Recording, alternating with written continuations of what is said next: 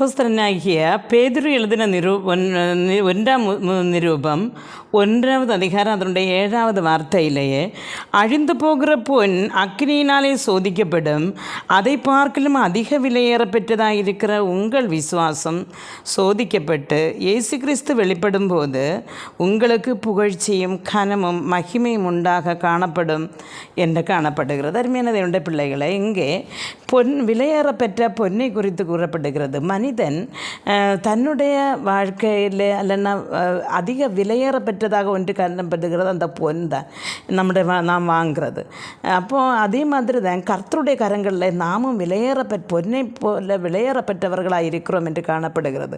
இப்போ நம்முடைய விசுவாசம் அந்த விலையேறப்பெற்ற பொன் தீயினால் சோதிக்கப்படுகிறது போல சோதிக்கப்படுகிறது என்று காணப்படுகிறது. ஒரு தங்க கட்டிகள் பொன் ஏதாவது இருந்தால் அதை தட்டாந்த கரங்களில் கொடுத்தால் அப்படியே நமக்கு ஆபரணங்களாக மாறுகிறதில்லை.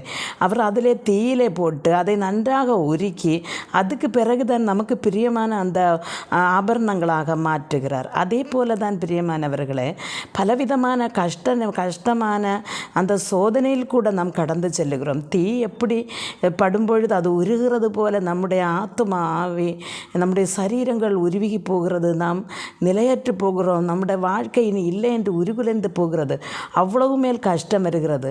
ஆனால் இந்த பொன்னை தட்டான் ஒருக்கும் பொழுது எப்படி அது ஒன்றும் பேசாமல் அந்த தீயிலே கடந்து அதை எல்லாம் சகித்து கொண்டு அப்படியே இருக்கிறதோ, அதே போல தான் நாமும் அந்த வாய் பேசாத பொன் வந்துட்டு இருக்கிறது போல நாமும் கர்த்தருடைய கரங்களிலே ஏனென்று கேட்காமல் அந்த சோதனைகளை பொறுமையோடு சகிக்கும் பொழுது தான் ஆண்டவருடைய கரங்களில் விலையேறப்பட்ட ஆபரணங்களாய் முத்துக்களாய் நாம் மாறுகிறோம். அருமையான தேவனுடைய பிள்ளைகளே, கஷ்டங்கள் வரும்பொழுது முறுமுறுத்து தேவனை விட்டு பின்மாறும் பொழுது நாம் அவருடைய கரங்களில் அலங்காரமான முடியாக அல்ல கிரீடங்களாக மாற முடியாது.